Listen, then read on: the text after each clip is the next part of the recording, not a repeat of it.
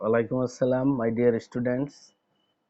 You are most welcome to our English class arranged by Engineering University, Girls School and College. I hope all of you are well in this lockdown. The lockdown situation, that is the COVID-19, is deteriorating day by day. So I request you to stay home and be safe, and you will study, because after Idul Adha, you know, your exam will be held, first term or year final or first term. Exam will be held after 1 month, that is after Idul Adha. So take preparation. আমরা আগের ক্লাসে করেছিলাম দুইটা item, কার মনে আছে? দুইটা item করেছিলাম, সেটা হচ্ছে right form of verbs and rearrange. অনেকগুলো করেছি, তোমরা নিশ্চয়ই সিলেবাসটা পেয়েছো, শর্ট সিলেবাস, এবং সেটা প্রত্যেকে একটা প্রিন্ট করিয়ে রাখবে, তোমরা সিলেবাসের। এবং তোমাদের ওয়ালাইকুম আসসালাম, তোমাদের অনেকদিন পর্যন্ত আমরা রিঅ্যারেঞ্জ করেছি, তারপর রিঅ্যারেঞ্জের সাথে রাইট ফর্ম অফ ভার্বস যুক্ত করেছি। টেক্সট মনে হয় অন্যান্য স্যাররা বা ম্যাডামরা দেখাচ্ছে, তবু আমাদের টেক্সট সম্পর্কে একটু আলোচনা করা দরকার। তোমাদের একটা ইম্পর্ট্যান্ট লেসন আছে, সেটা হচ্ছে একটা ভাষণ। তোমরা কি জানো সেটা? কেউ কি পড়াচ্ছে? I have a dream, Martin Luther King, by Martin Luther King. I have a dream by তাই পড়ানো হয়ে গিয়েছে? তাই কে পড়িয়েছে এটা? কে পড়িয়েছে? কে? উফ, এটার জন্য তো আমি প্রস্তুতি নিয়েছিলাম। যাই হোক, এটা ধরে আমি সেই সকাল থেকে তো আমি প্রস্তুতি নিচ্ছিলাম। যাই হোক, এটা সম্পর্কে যেহেতু প্রস্তুতি নিয়েছিলাম অনেক কষ্ট করে, তো এটা যেহেতু, হ্যাঁ হ্যাঁ, আচ্ছা শোনো, যেহেতু, হ্যাঁ, ভেরি গুড, থ্যাংক ইউ। আসলে তোমরা খুব ভালো স্টুডেন্ট, তো এই জন্যই ফার্স্ট ইয়ারদেরকে I like you very much. এবং অনেকেই সেকেন্ড ইয়ারদের চেয়ে তোমাদের মধ্যে মানে গ্রহণযোগ্যতা, পড়াশোনার যে একটা আগ্রহ, এটা অনেক বেশি, এবং এই জিনিসটা আমার কাছে খুব ভালো লাগে। আচ্ছা, তাহলে এটা নিয়ে আমি দীর্ঘ সময় ধরে নেট থেকে অনেক কিছু প্রস্তুতি নিয়েছি মার্টিন লুথার কিং সম্পর্কে। আসলে ম্যাডাম তো পড়িয়েছে, কিন্তু তারপরেও আমার একটু বক্তব্য হলো, এটা একটা ভাষণ। আসলে এই ভাষণটা বুঝতে হলে, ভাষণটা কার, কে দিয়েছে ভাষণটা, এবং তিনি কি জন্য ফেমাস, এটা কিন্তু জানতে হয়। তা নাহলে তো কিছুই বুঝতে পারবে না। যেমন বঙ্গবন্ধুর ভাষণ আমাদের সিলেবাসে আছে। এখন যদি নিচের ক্লাসের একটা বাচ্চাকে জিজ্ঞাসা করো যে বঙ্গবন্ধু কে ছিলেন, অনেকে বলে যে হ্যাঁ বঙ্গবন্ধু শুনেছি, অনেকে মুখে মুখে বলে, কিন্তু তিনি যে কে ছিলেন তা জানি না। আবার যে এটা শেখ মুজিবুর রহমানের নাম শুনেছি, কিন্তু উনি কি জন্য বিখ্যাত তা আমি জানি না। তো তাহলে বঙ্গবন্ধুর ভাষণটা আছে, আগে তো বঙ্গবন্ধু সম্পর্কে জানতে হবে। আবার গেটিসবার্গ অ্যাড্রেস, আব্রাহাম লিঙ্কন। তো আব্রাহাম লিঙ্কনের গেটিসবার্গের ভাষণ, তখন আব্রাহাম লিঙ্কন গেটিসবার্গে কি ভাষণ দিয়েছে, কে লোকটা, কে, সে কি ভাষণ দিয়েছে? ভাষণ তো ডেইলি টেলিভিশন খুললেই অনেক ভাষণ শুনি, এক একজনে লম্বা লম্বা ভাষণ দেয়। আবার দেখা যায় ইউটিউব যদি আমরা খুলি, দেখা যায় যে অনেক ছাত্র নেতা ভাষণ দিচ্ছে, বিপি নূর সমানে ভাষণ দিয়ে যাচ্ছে। তাহলে এই তাহলে কে সে, সেই বিপি নূরটা কে, তার সম্পর্কে তো জানতে হবে, তার ব্যাকগ্রাউন্ড কি। এবং আন্তর্জাতিকভাবে যেহেতু ফেমাস মার্টিন লুথার কিং, তাহলে সে কে, তার সম্পর্কে তো জানা দরকার। সে কি বাংলাদেশের, না ভারতের, না পাকিস্তানের, না চায়নার, না আমেরিকার, না ব্রিটেন, না ফ্রান্স, রাশিয়া, বেলজিয়াম, কোন দেশের? এগুলো সম্পর্কে জানতে হবে, তাছাড়া তো এটা হবে না। হ্যাঁ, আবার মনে করো যে মহানবী হজরত মোহাম্মদ সাল্লাহ সাল্লামের সেই মানব কুলের শ্রেষ্ঠ মানব, তার সেই বিদায় হজের যে ভাষণ, তো এটা মহানবী সম্পর্কে জানতে হবে। এটা আমরা যেহেতু ধর্মীয় একজন বড় লিডার, ইসলাম ধর্মের প্রবর্তক, এটা আমরা সবাই জানি। তবে তার সাথে অন্যান্য লিডারদের তুলনা করতে চাই না। আমরা অন্য প্রসঙ্গেই যাচ্ছি। তাহলে অন্য প্রসঙ্গে বিশ্বের বড় বড় লিডার যেমন কি আছে, চীনের মাও সেতুং। এটা কিন্তু তোমাদের এই লেসনটা বুঝতে হলে এই কথাগুলো জানতে হবে। কারণ পৃথিবীর বড় বড় লিডার সম্পর্কে যদি তোমার একটা ধারণা থাকে, তাহলে তোমার এটা বুঝতে সুবিধা হবে। অনেক সময় দেখা যায় জেনারেল নলেজের প্রশ্ন আসে, পৃথিবীর সবচেয়ে বড় বড় 5 জন লিডারের নাম বলো। এখন একজনের লিখে দিল যে Harun sir, number 1, number 2 PK sir, number 3 Manish sir, number 4 Yakub sir, number 6 দেখা যায় বলল আর কারে, কৌশিক স্যার। তো এইভাবে আর একটা ফেমাস আর কারে দেওয়া যায়, এটা হলো মালা আন্টি। মালা আন্টি ফেমাস হয়ে গেছে, কারণ কলেজে গেলে মালা আন্টির জ্বালায় টেকা যায় না, বারান্দায় হাঁটতে দেয় না, মাঠে ঘুরতে দেয় না। তো আসলে পৃথিবীর বড় বড় লিডারদের সম্পর্কে জানতে হলে তাদের অটোবায়োগ্রাফি জানতে হয়। তাহলে আমরা এটা পড়েছি, কিন্তু মার্টিন লুথার কিং তিনি কেমন নেতা, কোথাকায়, বাংলাদেশের না ইন্ডিয়ার, ইসলাম না কোন দেশের? তাহলে সেটা একটু মনোযোগ দিয়ে শোনো। মার্টিন লুথার কিং সম্পর্কে যদি বলতে হয়, তাহলে আমাকে বলতে হবে প্রথমে নেলসন ম্যান্ডেলার কথা। নেলসন ম্যান্ডেলা দক্ষিণ আফ্রিকার, দেশটার নাম দক্ষিণ আফ্রিকা। তিনি একজন বর্ণবাদী নেতা ছিলেন। তিনি জীবনের প্রায় 30টি বছর বর্ণবাদ বৈষম্য দূর করার জন্য, কৃষ্ণাঙ্গ শ্বেতাঙ্গদের মধ্যে যে বৈষম্য, এই বৈষম্য দূর করার জন্য তিনি দীর্ঘ সারা জীবন তিনি সংগ্রাম করেছেন এবং প্রায় 30 বছর তিনি জেল খেটেছেন। প্রথমেই বলতে হচ্ছে আমাকে নেলসন ম্যান্ডেলার কথা। সারা বিশ্বের নেতাদের কথা বলছি। তারপরে বলতে হবে আমাকে বঙ্গবন্ধু শেখ মুজিবুর রহমানের কথা। তিনি মাত্র সেই 52 বা 54 বছরের জীবন, তার মধ্যে তিনি 14 বছর জেল খেটেছেন এদেশকে স্বাধীন করার জন্য, এদেশের মানুষের অধিকার অর্জনের জন্য। অত্যন্ত সাদাসিধে ভাবে তিনি জীবনযাপন করতেন, অত্যন্ত সাদাসিধে। এখনকার রাজনীতিবিদদের যেমন দেখা যায় কোটি কোটি টাকার মালিক হয়েছে, বঙ্গবন্ধু কিন্তু সেরকম রাজনীতিবিদ ছিলেন না। তিনি অত্যন্ত সাধারণ জীবন যাপন করতেন। তার মৃত্যুর পর তার কোটি কোটি টাকা পাওয়া যায়নি। তাহলে অত্যন্ত সাধারণ মানুষ ছিলেন। আর এখনকার রাজনীতি তো করাপ্টেড।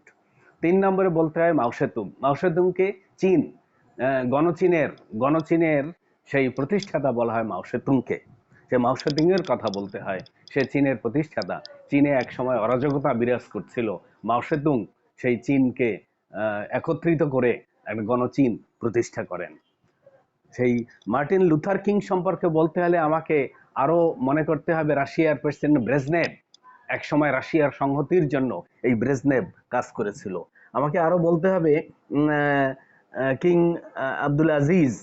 কিং আব্দুল আজিজ, সে সৌদি আরবের। সে ফেমাস কেন?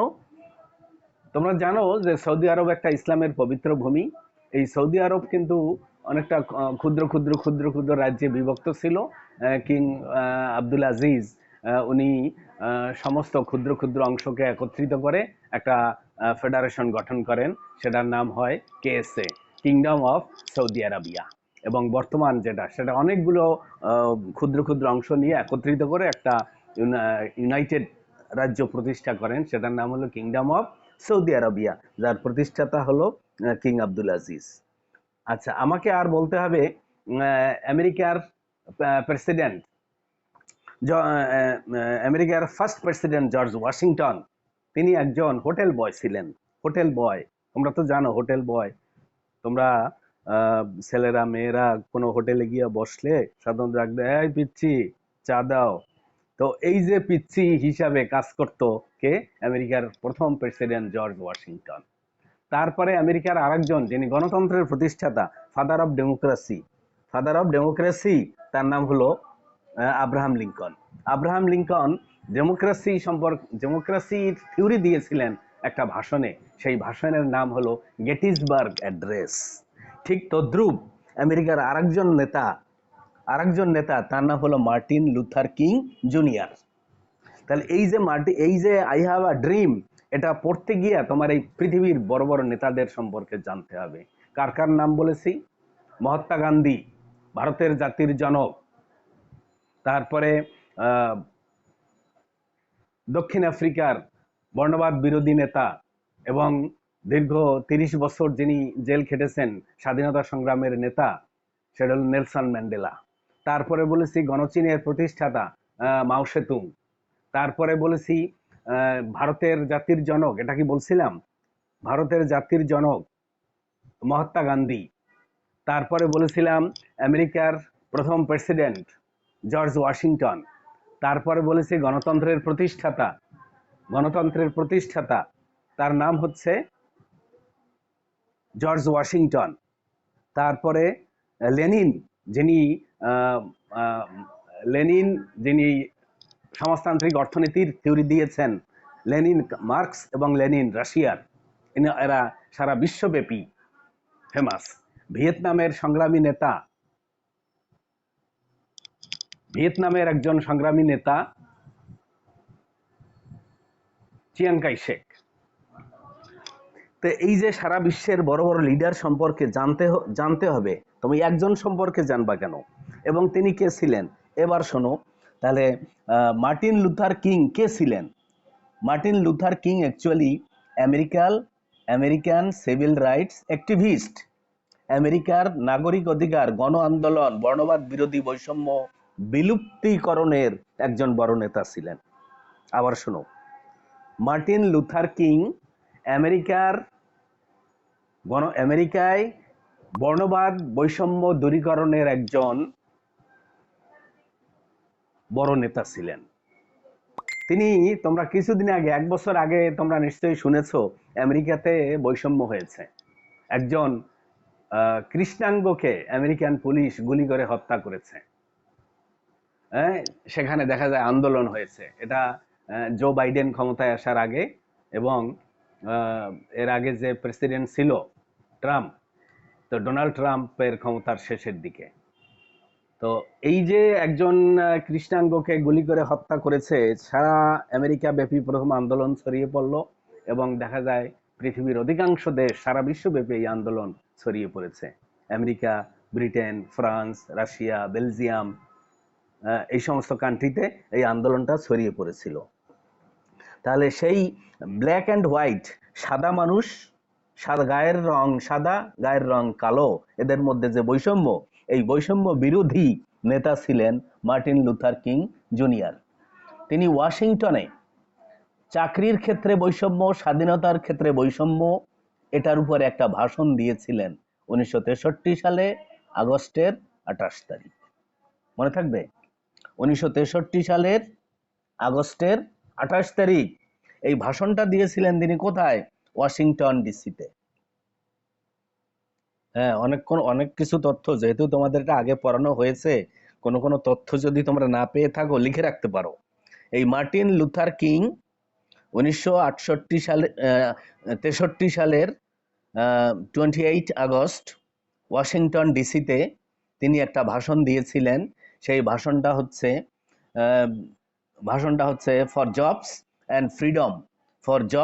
And freedom of the people of United states on August 28, 1963, in which he called for civil and economic rights and an end to racism in the United States. আবার শোনো, in Washington DC for jobs and freedom on August 28, 1963, he delivered a historic speech in which he called for civil and economic rights and an end to racism in the United states. এর বাংলা হচ্ছে 1963 সালের 28শে August চাকরি এবং স্বাধীনতা আর ক্ষেত্রে যে বৈষম্য বিরাজ করছিল, সেই বৈষম্যে বিরোধী বক্তব্য দিয়েছিলেন তিনি, যেখানে তিনি উল্লেখ করেছেন সিভিল রাইটস, নাগরিক অধিকার প্রতিষ্ঠা করতে হবে। নাগরিক অধিকার বলতে সেখানে কৃষ্ণ এবং শ্বেতাঙ্গ সবার জন্য সমান নাগরিক অধিকার প্রতিষ্ঠা করতে হবে, অ্যান্ড ইকোনমিক রাইটস, এবং অর্থনৈতিক অধিকার সবার জন্য সমান, সে সে কালো চামড়ার মানুষ হোক আর সাদা চামড়ার মানুষ হোক, এটা প্রতিষ্ঠা করতে হবে। এটা পাবলিশড হয়েছিল, উনি ভাষণ দেওয়ার পর এটা অরিজিনালি পাবলিশড 28 আগস্ট 1963। এটা এটা আসলে বঙ্গবন্ধুর যে ভাষণ, তোমরা এটা দেখেছো, আমি আশা করি তোমাদের নেক্সট ক্লাসে একদিন সেই এটা আমি ইসের থেকে, নেটের থেকে নামিয়ে ওই ওনার ভাষণটা তোমাদের আমি শোনাবো। অরিজিনাল বঙ্গবন্ধুর ভাষণ তোমরা শুনেছো, অরিজিনাল ভাষণটা, এই ওনার ভাষণটাও আমি তোমাদেরকে শোনাবো। আচ্ছা, এরপরে যে কথা তোমাদের বলতে চাই, তিনি একজন মোস্ট ভিজিবল স্পোকসম্যান। তখনকার সময়ে তিনি ছিলেন অত্যন্ত দৃশ্যমান একজন নেতা, স্পষ্টবাদী নেতা, and leader of the American civil rights movement from 1955 until his assassination in 1968। আবার শোনো, তিনি ছিলেন অত্যন্ত সাহসী, তার প্রত্যেকটা কথা যেন এক একটা বুলেট, তো প্রত্যেকটা শব্দ যেন এক একটা বুলেট। তাহলে এটা কেমন, ভাষণটা কিভাবে দিয়েছিল, অনেকেরই হয়তো জানতে ইচ্ছা করে। বঙ্গবন্ধুর ভাষণ তো শুনেছি, আর তো কোনো নেতার ভাষণ শুনি নাই, কাজেই ওনার ভাষণটাও তোমাদেরকে আমি রেকর্ড করে শোনাবো, এটা নেটের থেকে নামাবো আমি। আচ্ছা, তাহলে আমেরিকায় যে সিভিল রাইটস মুভমেন্ট হয়েছিল, এই সিভিল রাইটস মুভমেন্ট অ্যাকচুয়ালি 1955 সাল থেকে শুরু হয়। এই মুভমেন্ট চলতেছিল, এর বিরুদ্ধে অনেক, এই যে তোমাদের বললাম গণতন্ত্রের প্রতিষ্ঠাতা আব্রাহাম লিঙ্কন, তিনিও কিন্তু তার ভাষণে এবং বিভিন্ন সময় এই যে বর্ণবাদ বিরোধী বৈষম্য, এটা তিনি দূর করতে চেয়েছিলেন। তবে মার্টিন লুথার কিং এর মতো স্পষ্ট এবং স্পষ্ট ভাষী তিনি ছিলেন না। তিনি 1955 সাল থেকে এই সিভিল রাইটস মুভমেন্টে অংশগ্রহণ করেন এবং আনটিল ডেথ, তাকে অ্যাসাসিনেট করা হয়। অ্যাসাসিনেট মানে গুপ্ত হত্যা, গুপ্ত হত্যা করা হয় 1968 সালে। তাহলে এই যে মার্টিন লুথার কিং, উনি জন্মগ্রহণ করেছিলেন 1929 সালের 15ই জানুয়ারি আমেরিকার একটা প্রদেশ জর্জিয়ার আটলান্টায়। আমেরিকায় কিন্তু 52টা স্টেট, তোমরা জানো। আমেরিকায় কয়টা স্টেট? 52টা স্টেট। 52টা জানো তোমরা? আমেরিকার হলো মোট 52টা স্টেট। তোমরা আমেরিকার পতাকা কেউ দেখেছো? আমেরিকার পতাকা কেউ দেখো নাই? আচ্ছা, দেখেছো 2-4 জনে, থ্যাংক ইউ। সারা বিশ্ব সম্পর্কে একটু জ্ঞান অর্জন করতে হবে কিন্তু। আমেরিকার পতাকায় 50টা স্টার আছে। বাংলাদেশের পতাকায় হলো সবুজের মধ্যে লাল সূর্য, তাই না? জাপানের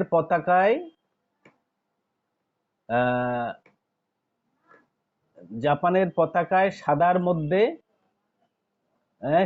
মধ্যে লাল সূর্য।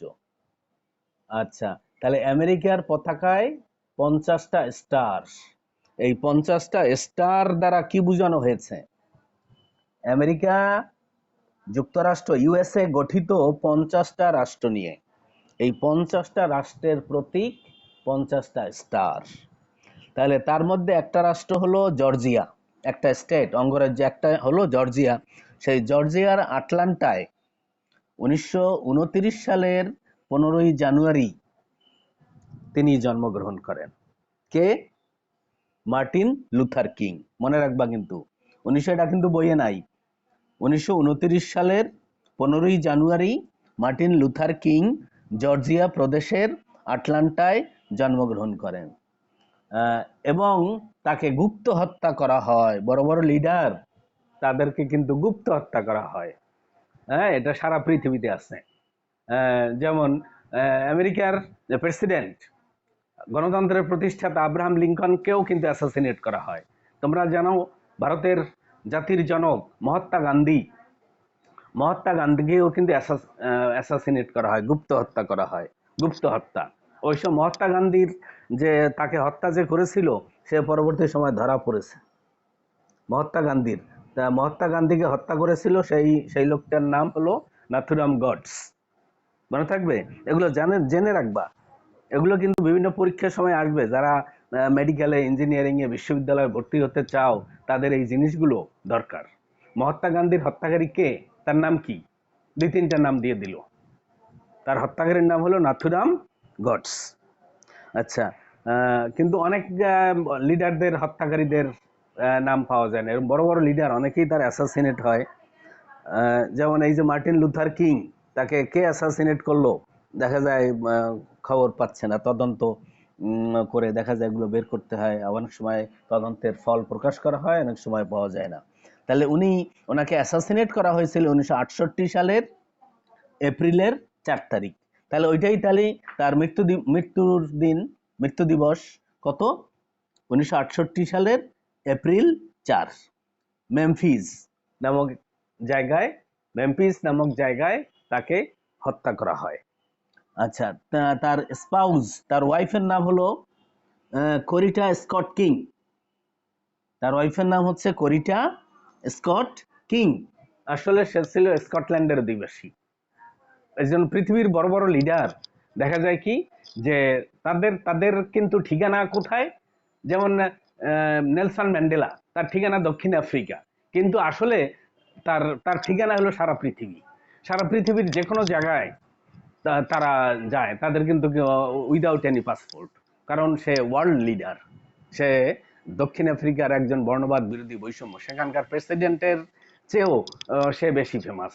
প্রেসিডেন্টের নাম জানে না, তোমরা অনেকেও জানো না, আমি হয়তো দুই একজন ছাড়া দক্ষিণ আফ্রিকার আর কোনো প্রেসিডেন্টের নাম বলতে পারবো না। অনেকের ক্ষেত্রে এটা প্রযোজ্য, কিন্তু নেলসন ম্যান্ডেলার নাম আমরা জানি।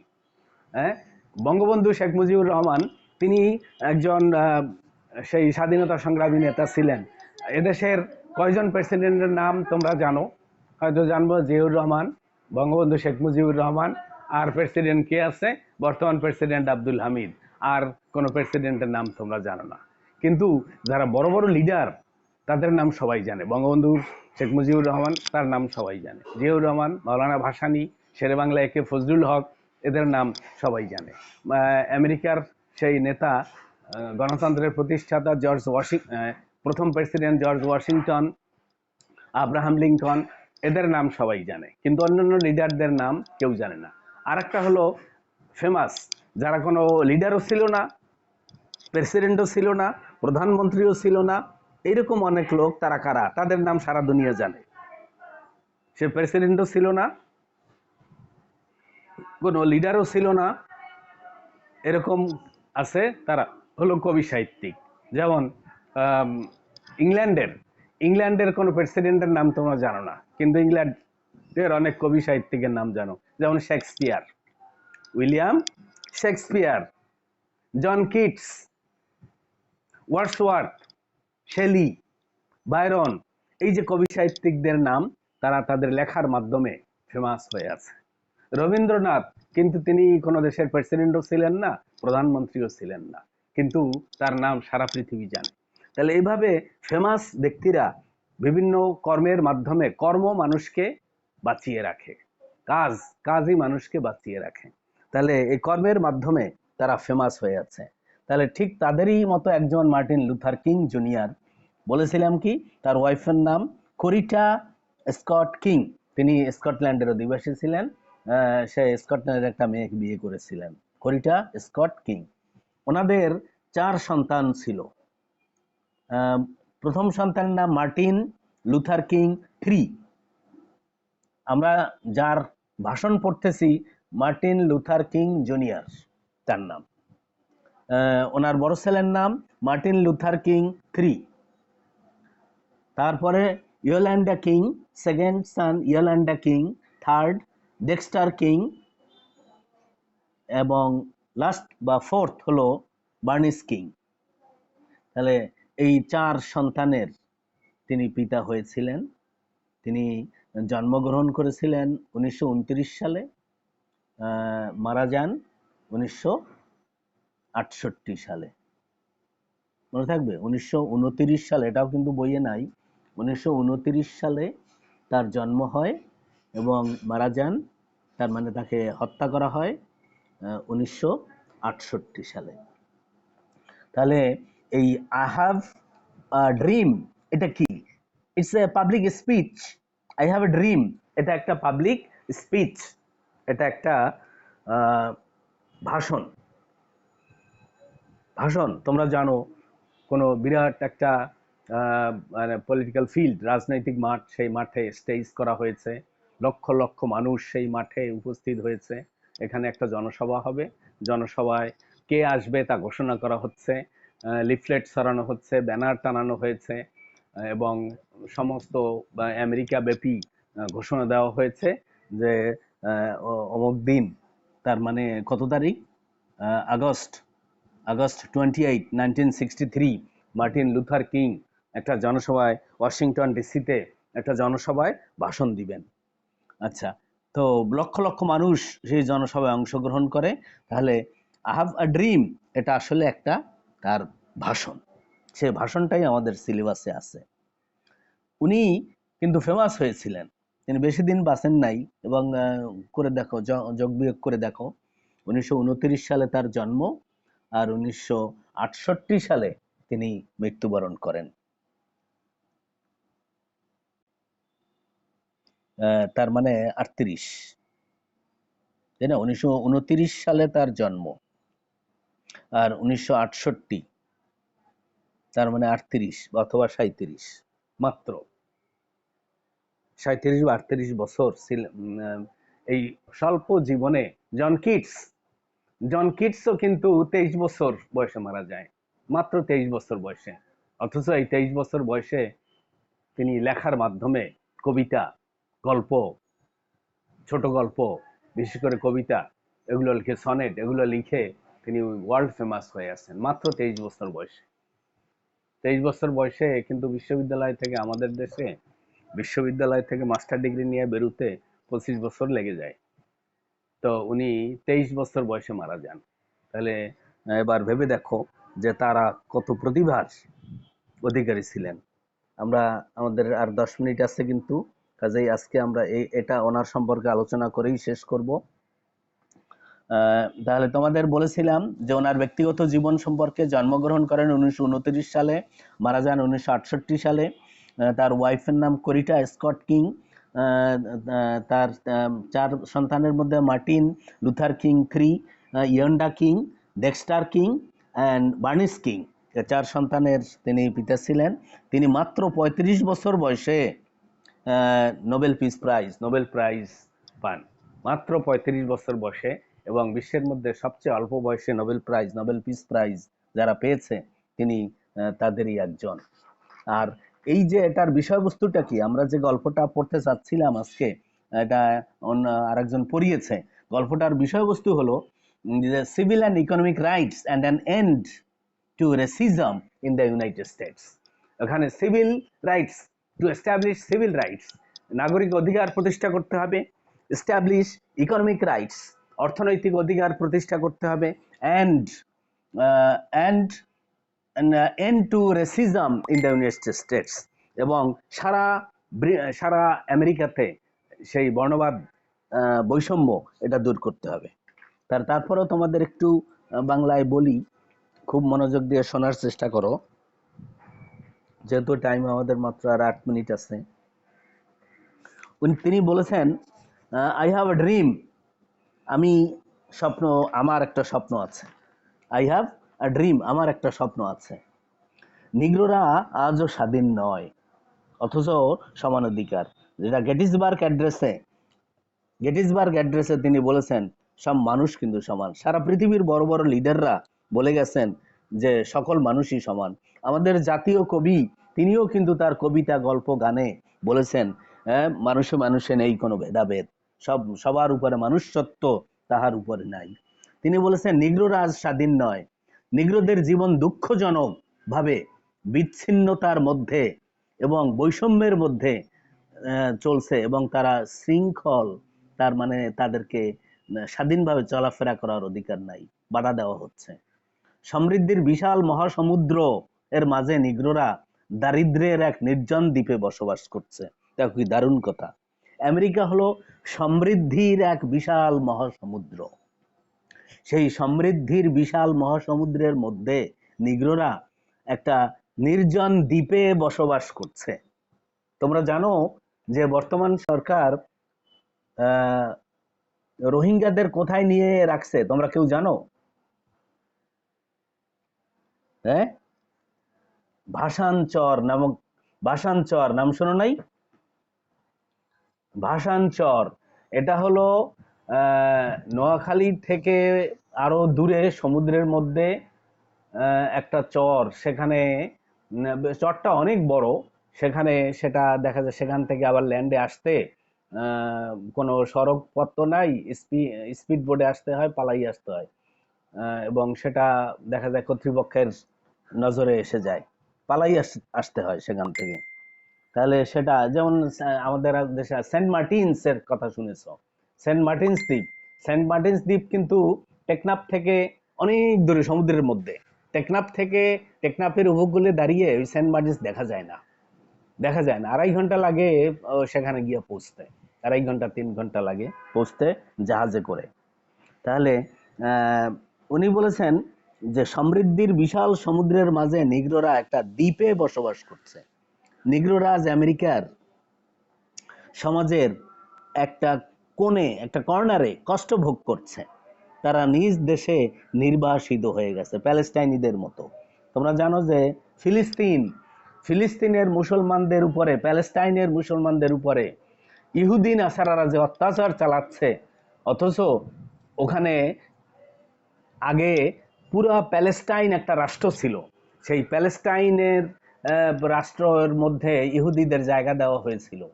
পরে ইহুদিরা দেখা যায় প্যালেস্টাইনিদের সব জায়গা দখল করতেছে। আমেরিকার মদতপুষ্ট হয়ে দেখা যায় ইহুদিরা সেই মুসলমানদের, প্যালেস্টাইনিদের ভূমি দখল করেছে। আল আকসা মসজিদ, যে মসজিদ একটা ইসলামের পবিত্র স্থান, মহানবী সেই আল আকসা মসজিদেও গিয়েছিলেন। মহানবী সাল্লাল্লাহু আলাইহি ওয়াসাল্লাম সেই আল আকসা মসজিদে নামাজ পড়ে যখন মুসলমানরা বেরিয়েছে, তাদের উপর নির্বিচারে অত্যাচার চালিয়েছে ইহুদিরা। তাহলে সেই যে একটা পবিত্র স্থান, সেখানে এর কথা এখানে বলা হয়েছে যে ওরা তাদের নিজেদের দেশে সেই একজন পরবাসী ফরেইনার হিসাবে বসবাস করছে। মার্টিন লুথার কিং বলেছেন নিগ্রোরা আমেরিকাতে বসবাস করছে একজন ফরেইনারের মতো। এটা অত্যন্ত লজ্জাজনক, লজ্জাকর অবস্থা। এটা মেনে নেওয়া যায় না। তারপরে বলেছেন, বন্ধুগণ, আজ আমি আপনাদেরকে বলছি, যদিও আমরা বর্তমানে যে সমস্যার মুখোমুখি, তবুও আমাদের একটি স্বপ্ন আছে।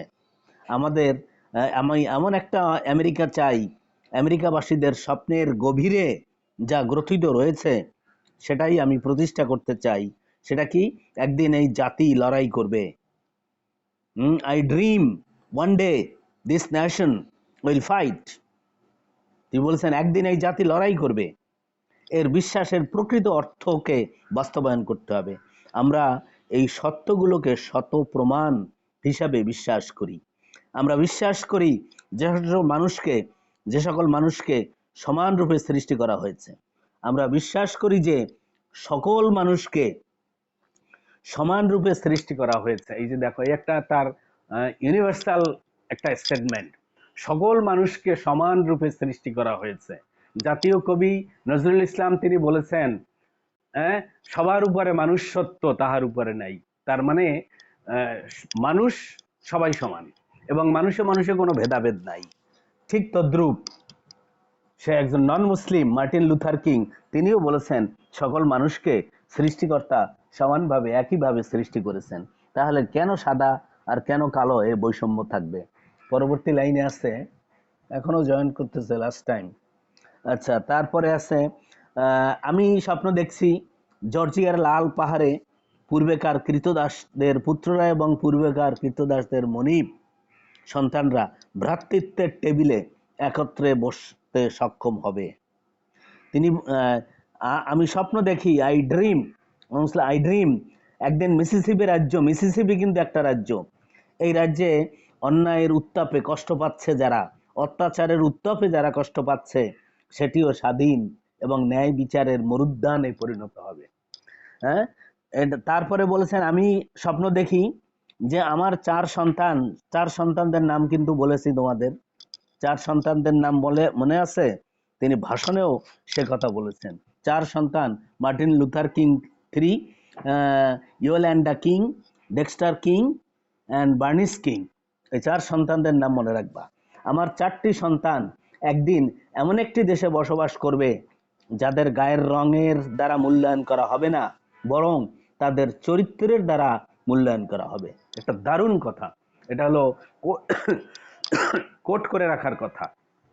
তার মানে হচ্ছে মানুষকে মূল্যায়ন করা উচিত চেহারা দেখে নয়, পোশাক দেখে নয়, গায়ের রং দেখে নয়। মানুষকে মূল্যায়ন করতে হবে তার ভিতরে কি আছে, তার মস্তিষ্কে উর্বর কিনা, তার ভিতরে কি গুণাবলী আছে সেইটা দেখে মূল্যায়ন করতে হবে। এখন তুমি যদি মনে করো রবীন্দ্রনাথ তো মেট্রিক পাসও করে নাই, তোমরা যারা এই লেকচার শুনতেছো তোমাদের চেয়ে কম শিক্ষিত রবীন্দ্রনাথ ঠাকুর, কারণ তোমরা তো ইন্টার পাস, এসএসসি পাস করে আসছো, রবীন্দ্রনাথ তো এসএসসি পাসও করে নাই।